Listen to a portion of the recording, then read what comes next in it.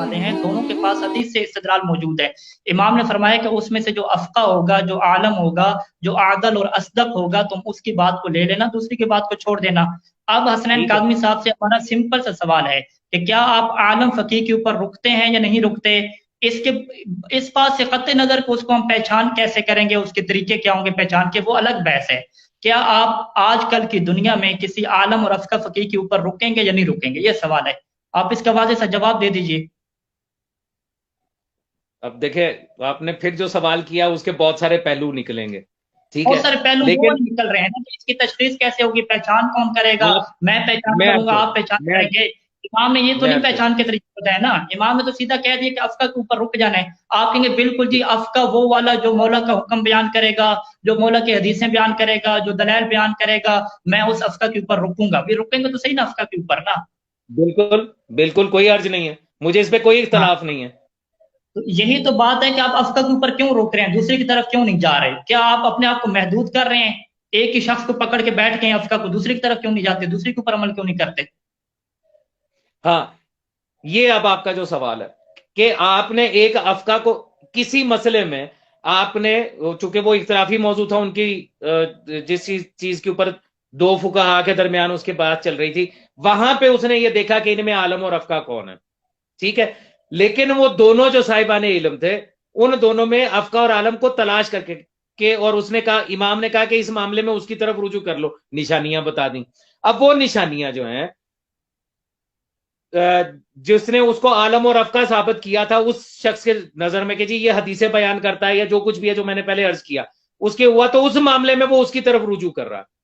لیکن باقی معاملات میں جو کیونکہ وہ معاملہ جو حدیث کے اندر مذکور ہے حاکم اور قاضی کے درمیان ہے نا، دونوں کی آپس میں گفتگو ہو رہی ہے، ایک حاکم ہے ایک قاضی ہے، دونوں کے درمیان بحث ہو رہی ہے، وہ کر رہا ہے۔ باقی معاملات کے اوپر اس کے اوپر پابندی نہیں ہے، پہلی بات باقی سے کیا کہ مراد؟ باقی باقی معاملات معاملات سے میں وہ کیا کسی مراد؟ اور طرف نہیں پوچھے گا۔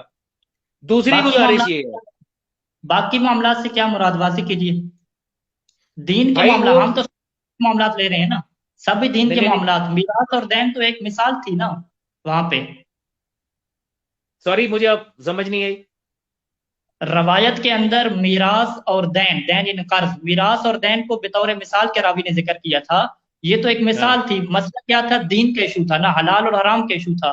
تو مولا نے یہ فرمایا کہ حلال اور حرام کا جو ایشو ہوگا اس میں اگر فقہا کے درمیان، حاکم شرع اور عادل فقہا کے درمیان اختلاف ہوگا تو تمہاری ذمہ داری کس کی کیا ہے کہ افقہ اور عالم کے اوپر رک جاؤ گے۔ تو آپ کہہ رہے ہیں نہیں نہیں باقی معاملات میں ہم کیا کریں گے؟ باقی معاملات بھی کون سے رہے؟ جب بات حلال و حرام کی آگی تو حلال و حرام کے علاوہ باقی بچہ کیا پھر؟ نہیں، تقی ہاشمی دیکھیے میں دوبارہ کوشش کرتا ہوں اپنی بات کو واضح کرنے کی۔ معصوم نے جو شرائط بیان کی ہیں ان شرائط کے ساتھ آپ نے ان دونوں میں سے جب تخصیص ہوگی کہ 50 لوگ ہیں 10 لوگ ہیں ان میں سے یہ 2 برابر کے صاحبان علم نکل رہے ہیں، ان دونوں میں سے کسی ایک کی طرف جانا ہے، تو جس کی طرف جانا ہے اس کی تخصیص معصوم نے بتائی کہ اس کی نشانی کیا ہے۔ اس سے پتہ یہ چلا جو آپ کو آپ کے سوال کے جواب میں حدیث معصوم کے ساتھ آپ کو بتا رہا ہے کہ تمہیں یہ کرنا ہے، آپ کو اس سے رجوع کرنا ہے، اور اس کی طرف رجوع کرنا، اس کی بات پہ عمل کرنے پہ تو مجھے اعتراض ہی کوئی نہیں ہے۔ وہ ایک ہوگا یا دو ہوں گے بتائیں؟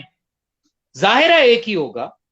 وہ ایک کون سا ہے آپ کے نزدیک؟ میرے نزدیک سید سیستانی ہے، شہباز صاحب کے نزدیک آپ خامنائی ہیں، آپ کے نزدیک کون ہے؟ اس کا نام بتا دیں آج۔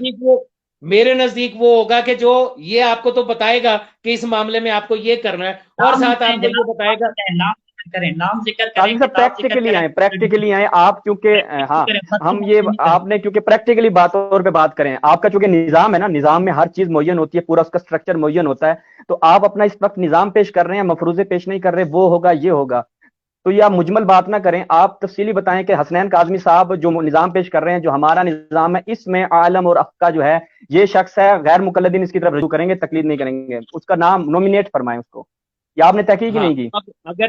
اگر آپ مجھ سے یہ پوچھ رہے کہ نومینیٹ کروں میں اس معاملے میں، تو میں انتہائی واضح لفظوں میں آپ کو بتا رہا ہوں کہ ابھی تک میرے آج کے دن کے اس لمحے تک مجھے ایسا کوئی افقہ اور عالم جو ہے وہ متعین نہیں ہوا کہ جس کے بارے میں یہ کہہ سکوں کہ دیگر تمام مراجع میں سے یہ وہ شخص ہے کہ جو سب سے زیادہ افقہ اور عالم ہے، اس لیے میں کسی کو نومینیٹ نہیں کر سکتا۔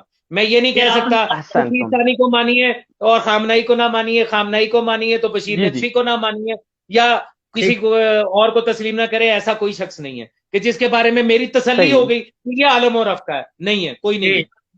میرا سوال ہے، میرا جی اب آگے بیچ میں ہو گئی تھی، مجھے آواز کی بھی سمجھ نہیں آ رہی تھی۔ اچھا سنیں جی آ گئے ہیں جی، 2 سوال رکھے ہیں، میں سوال ان کے جی 2 سوال رکھے ہیں، ان میں پہلا سوال سن لیں پھر اس کے بعد جواب دیں کاظمی صاحب، پھر آگے بڑھیں گے۔ ٹھیک ہے۔ کاظمی صاحب نے یہ فرمایا کہ مجھے آج تک اسی لمحے تک کسی بھی عالم اور افقہ فقیہ کی پہچان نہیں ہو سکی، مجھے پتہ نہیں چل سکا کہ کون سا فقیہ افقہ ہے اور کون سا عالم ہے۔ پہلا سوال تو یہ پیدا ہوتا ہے کہ امام علیہ السلام نے جو فرمایا تھا کہ عالم اور افقہ کی طرف رجوع کرنا، یہ پریکٹیکل کوئی حکم تھا ہی نہیں، کیونکہ کاظمی صاحب کو پتہ ہی نہیں چلا کہ افقہ اور عالم کیا ہے۔ یعنی امام ایک ایسی چیز کا حکم دے رہے ہیں کہ جس کو لوگ، جس کی معرفت سے عاجز ہیں، جس کو لوگ پہچان ہی نہیں سکتے۔ تو یہ سب سے بڑا امام علیہ السلام کے اوپر اعتراض آتا ہے کہ آپ ایک ایسی بات کا حکم کیوں دے رہے ہیں کہ جس کو لوگ پہچان ہی نہیں سکیں گے، لوگوں کو پتہ ہی نہیں چل سکے گا۔ یہ پہلا سوال ہے، اس کو وہ جواب دے دیں تو پھر میں دوسرا سوال ان کی خدمت میں رکھتا ہوں کہ جب آپ کے پاس عالم اور افقہ نہیں ہے تو پھر آپ کے پاس کیا نظام ہے، اس کی پھر اوپر اعتراض ہے۔ جی وہ پہلے سوال لے لیں جی قاضی صاحب، بسم اللہ۔ دیکھیے میں نے جو یہ کہا کہ میرے نزدیک ابھی تک کوئی ایک متعین نہیں ہو سکا کہ جتنے بھی علماء موجود ہیں ان میں سے افقہ اور عالم کون ہے، تو یہ بات میں نے بالکل ٹھیک کہی کہ واقعی میرے نزدیک ابھی تک کوئی بھی متعین نہیں ہو۔ اب آپ کا یہ سوال کہ کیا امام نے ابس بات کی، استغفر اللہ ربی و اتوب الیہ، میں نے کب کہا کہ امام نے یہ کہا کہ یہ ابس بات ہے اور انسان متعین نہیں کر سکتا؟ اب چونکہ میرے نزدیک، اگر میرے نزدیک کوئی ایک افقہ اور عالم ثابت ہو جاتا تو پھر میں کسی دوسرے کی بات کیوں سنتا؟ لیکن اگر کسی معاملے میں، آج کسی بھی مسئلے میں، ایک مسئلے کے اندر آغا خامنہئی کا فتویٰ ہے اور اسی میں آغا بشیر نجفی کا فتویٰ ہے، ان دونوں میں یہ ضرور تلاش کروں گا کہ کیا اور عالم کون ہے۔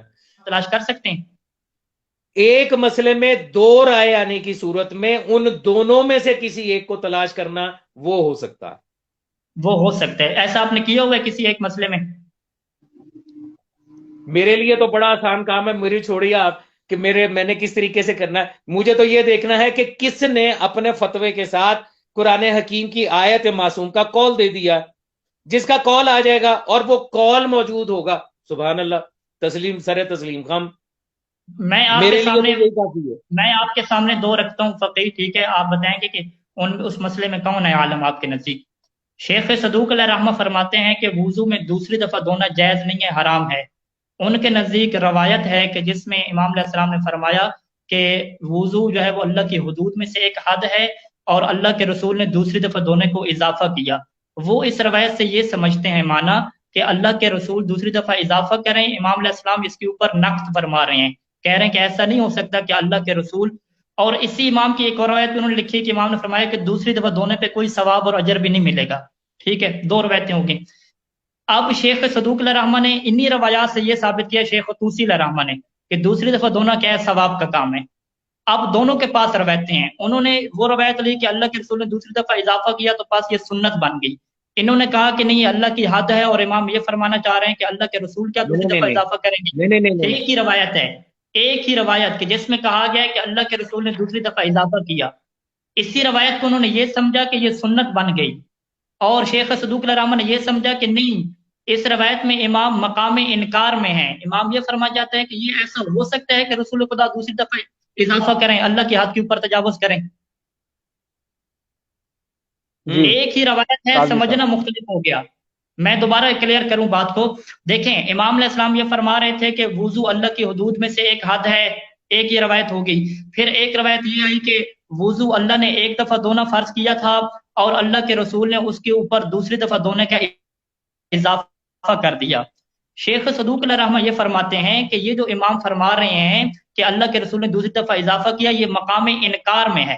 مقام انکار میں کیسے کہ بھئی اللہ نے تو ایک ایک دفعہ فرض کیا، تو اللہ کے رسول ہوتے ہیں کہ دوسری دفعہ اضافہ کر دیں، یعنی اللہ کے حد کے اوپر تجاوز کریں، یعنی امام علیہ السلام یوں کر کے بیان کرنا چاہ رہے ہیں۔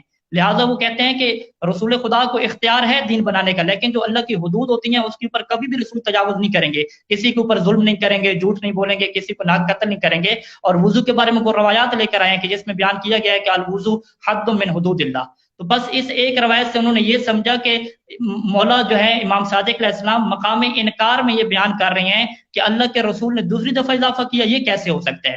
جبکہ اسی روایت سے شیخ طوسی علیہ رحمہ التہذیب اور الاستبصار میں یہ فرما رہے ہیں کہ اس سے یہ روایت سے یہ ثابت ہوتا ہے کہ دوسری دفعہ دونوں سنت رسول ہے، کیونکہ اللہ نے ایک دفعہ واجب کیا اور اللہ کے رسول نے آ کے دوسری دفعہ اضافہ کر دیا، تو پاس یہ سنت رسول ہو گئی۔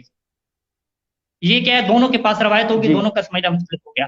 اسی طریقے سے ایک اور روایت ہے، ایک اور رک جائے نہیں یہ دو کا بیان کریں ہاشمی صاحب، دوسری بات پہلے بات کر لیتے ہیں۔ نہیں دوسری بات کو ہم بیان کرتے ہیں۔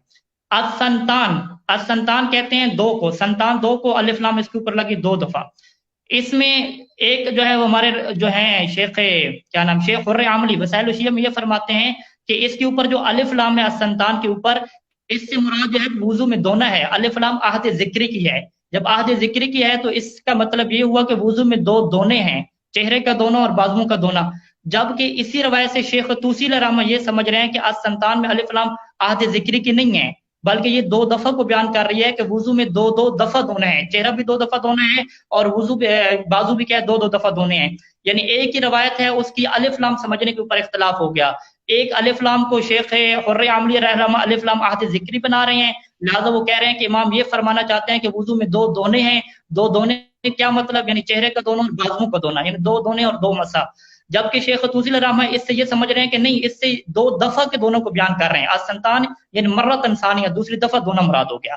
بس یہاں پہ دونوں فقی کے پاس اب آپ بتائیں، تین فقی آپ کے سامنے آ گئے، شیخ صدوق، شیخ طوسی علیہ رحمہ اور شیخ حر عاملی علیہ رحمہ۔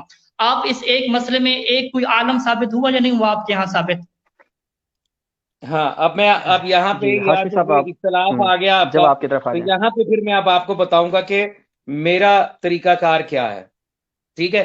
آپ جو یہ کہہ رہے ہیں نا کہ آپ کا سارا زور اس چیز کے اوپر ہے کہ آپ کو ہر صورت میں کسی نہ کسی کی طرف جو ہے وہ رجوع کرنا ہے اور اس کا پابند ہونا ہے، جو عالم اور افقہ ہو جائے گا بس آپ اس کی بات مانیں گے۔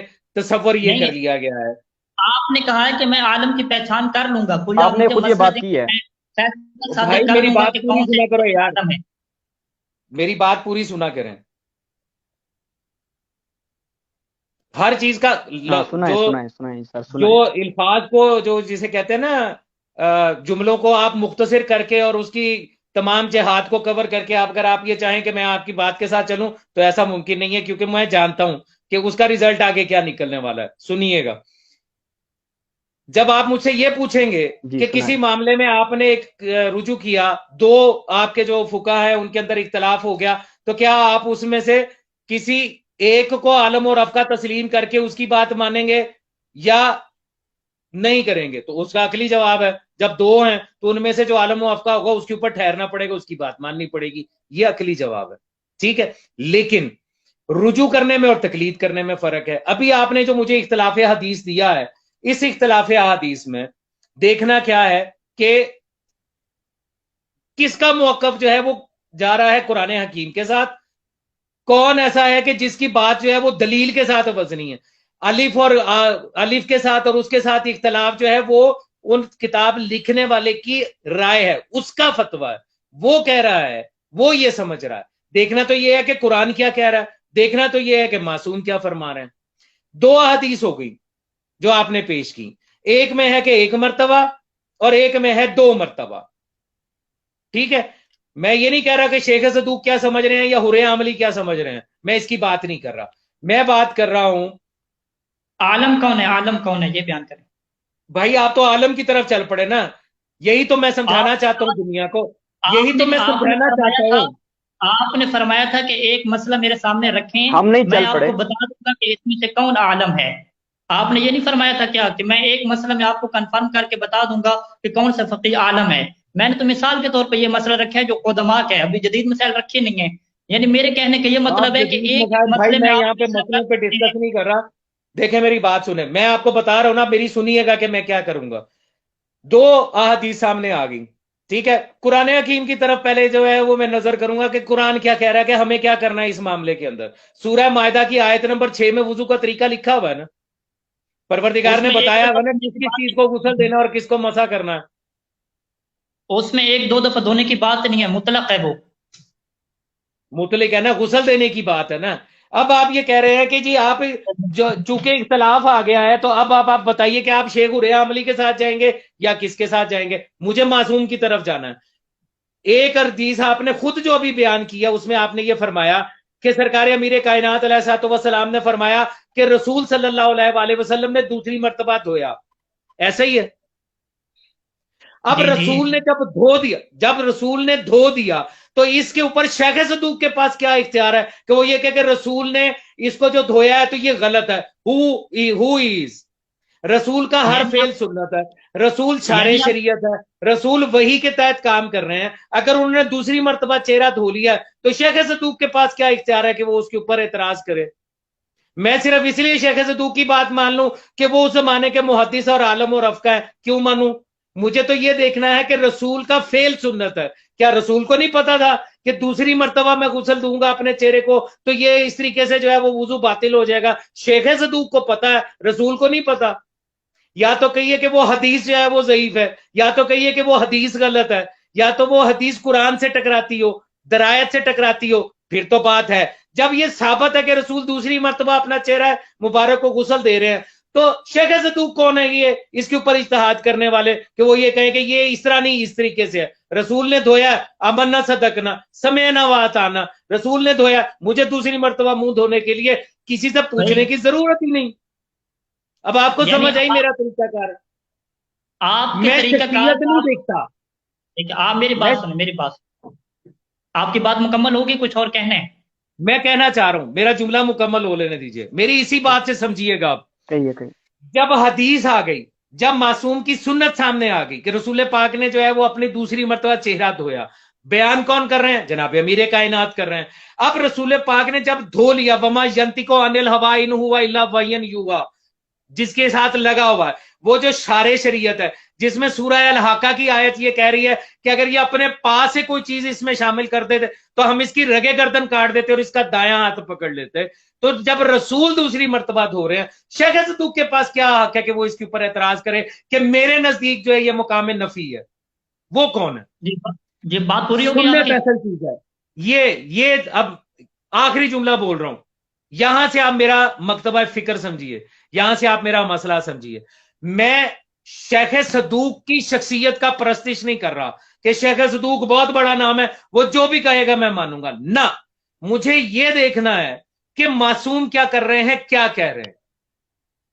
اس لیے میں تقلید کا نہیں، رجوع کا قائل ہوں۔ میں نے رجوع کیا آپ کے ان دونوں حدیث کے ساتھ جو آپ نے بیان کی، میں نے رجوع کیا۔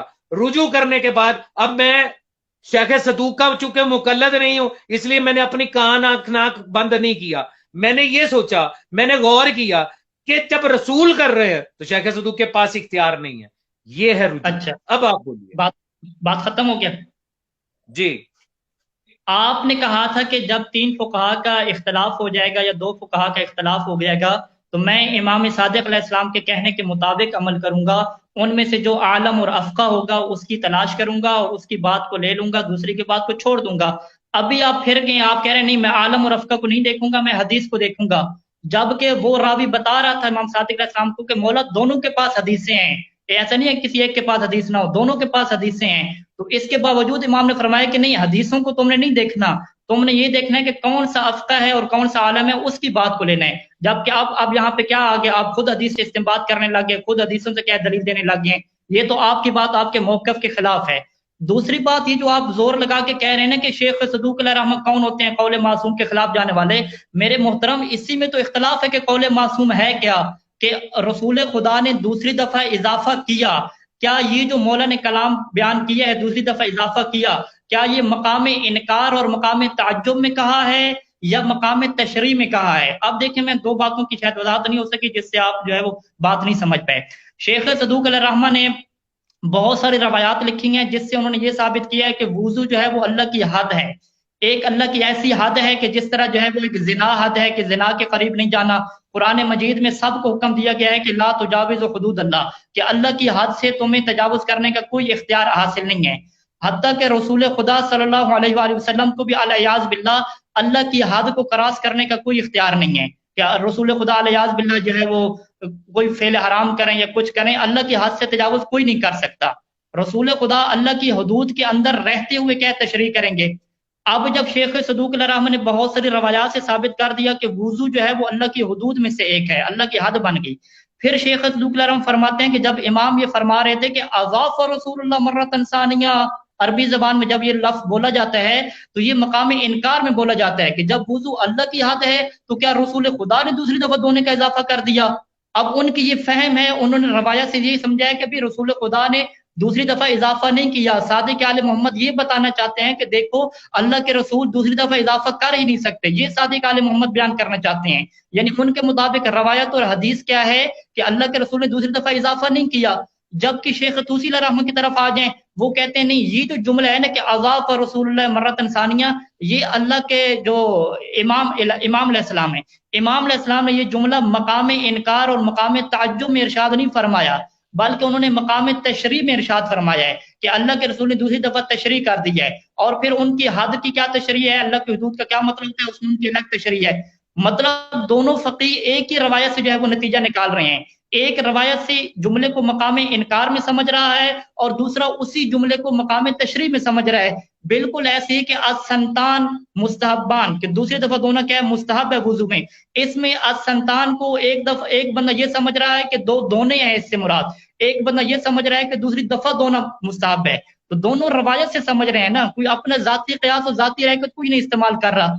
आपने मुहतरम ये बताना था कि दोनों में से आलम और अफका कौन है। आप कहते हैं आलम और अफका को गोली मारो, मैं देखूंगा कि हदीस से जो मैंने समझा है वही कौल मासूम है। क्योंकि मैं समझ रहा हूं कि शेख तूसी रहमान ने ये समझा था कि दूसरी दफा दोनों मुस्ताहब है, तो शेख सदूक कौन होते हैं इसके ऊपर एतराज करने वाले। और भाई शेख सदूक के दलाइल तो पढ़ो, वो एतराज नहीं कर रहे कौल मासूम के ऊपर, वो बयान कर रहे हैं कि इमाम अलैहिस्सलाम ने मकाम ताज्जुब में ये इरशाद फरमाया है, मकाम इनकार में ये इरशाद फरमाया है कि अल्लाह के रसूल ऐसा कर ही नहीं सकते और अल्लाह के रसूल ने ऐसा किया भी नहीं है, वो ये बयान करना चाह रहे हैं। तो आपने क्या किया, आपने अपने इज्तिहाद दरमियान में ले आए कि जिस तरह शेख तूसी समझ रहे हैं आप भी उसी तरह समझ रहे हैं। तो इसका मतलब हुआ कि आप आलम और अफका की तरफ नहीं जा रहे, आप जो है वो हदीस फहमी की तरफ जा रहे हैं कि आप खुद हदीस समझेंगे। तो जब आप आलम और अफका की तरफ जा ही नहीं रहे, जबकि पहले आप कह रहे थे मैं आलम और अफका की तरफ जाऊंगा।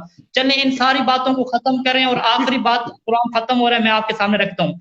चलें हसनैन काज़मी साहब के मुताबिक आलम और अफका की तशखीस नहीं हो सकी, लेकिन जिसके मुताबिक आलम और अफका की पहचान हो चुकी है उसको तो आलम और अफका के ऊपर पाबंद रहने दें। वो तो इमाम अलैहिस्सलाम के फरमान के मुताबिक अमल कर रहे हैं ना कि आलम और अफका के ऊपर रुका हुआ है, आप उसके ऊपर एतराज क्यों करते हैं। वो कहते हैं मुझे इत्मीनान हो गया कि सैयद सिस्तानी आलम है, मुझे इत्मीनान हो गया कि सैयद खामनेई आलम है, तो मैं उसके ऊपर रुका हूं, आप उसके ऊपर एतराज ना करें। हाँ, आप एक नई बहस शुरू करें। नई बहस क्या है कि फुकहा में से आलम की तशखीस के क्या तरीकेकार हैं और किस तरीके से तशखीस होती है, ये तरीके नाकिस हैं कामिल है, ये एक अलग बहस हो सकती है। लेकिन इस बहस से कत्ते नजर जिसके नजदीक आलम साबित हो गया तो उसको तो माफ कर दें भाई, वो भी तो कौल इमाम के मुताबिक अमल कर रहे हैं, उसके ऊपर आप क्यों एतराज कर रहे हैं। आप कह रहे हैं नहीं आप जो कर रहे हो आप गलत कर रहे हो। आपको भी चाहिए कि आप हदीस में तहकीक करो और जो आपको हदीस में ठीक लगे उसी की आप इत्तिबा करो।